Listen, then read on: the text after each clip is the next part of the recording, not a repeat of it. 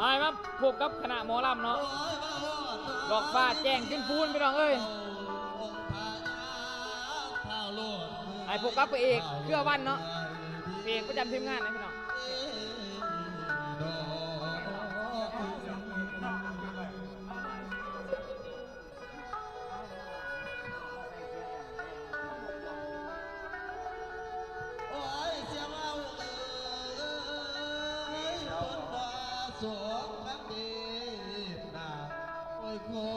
ใส่กูจะสงสารมึงอย่างเหรอคนทุกคนยากอ่ะกูไม่เห็นใจบอกเข้าใจบอกฮะโอ้ยเป็นคนจนล้อยากใครเพิ่นบ่เอาเพลงว่าท่านแต่งเครื่องมานี่โอ้ยย้อนความจนล้อยากใครเพิ่นบ่เพิ่นบ่สงสารเหลือใจดี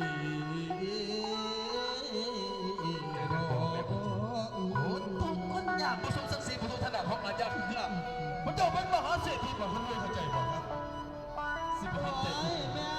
ยามเอ๋ยจากบ้านมาเนาะแสนไกลหวังพึ่งอาญามึงสิเพิ่งมาใส่กูจะสั่นบอกฮะ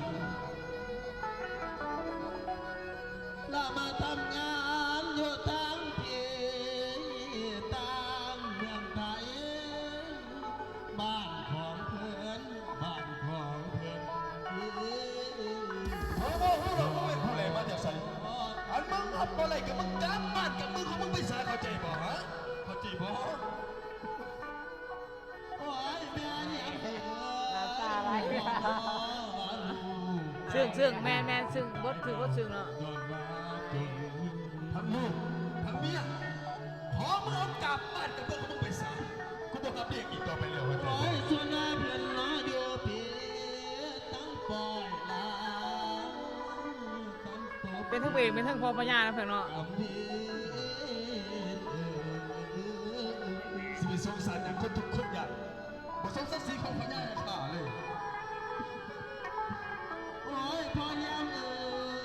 ยหัวพ่อน้อว่าพุทธาถูกท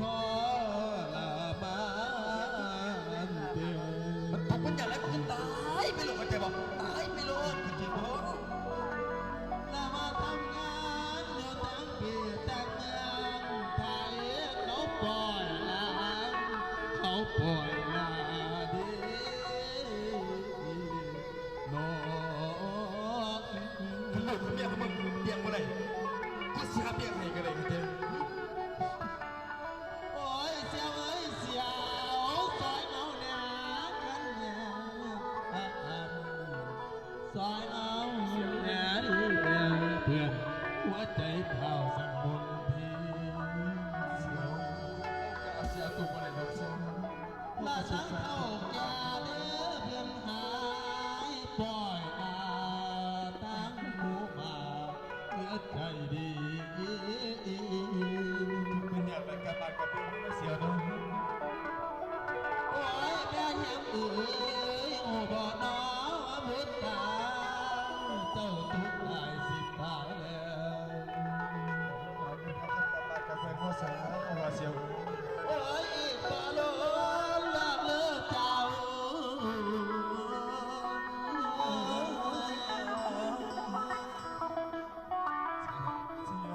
ยอีกบ่ล้นลากเลิกเจ้า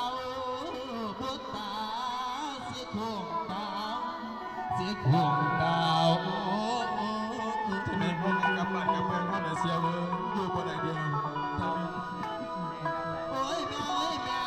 บ่มีเงินกันหอหลวงสิเมื่อบ้านไปอยู่เมียงที่บ้านโอ้ย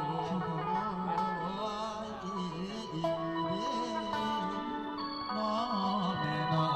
จะได้เสียวว่าพ่อลูกบ่มีเขากลับบ้านกับเพื่อนมันเสียวเนาะจะได้เสียวจะสิเขามาทำงานอยู่ทางเมืองไทยมีเกษตรถูกเข็นยา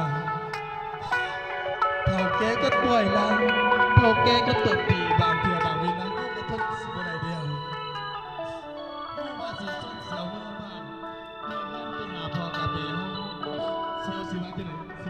บอกสู่มาฟัง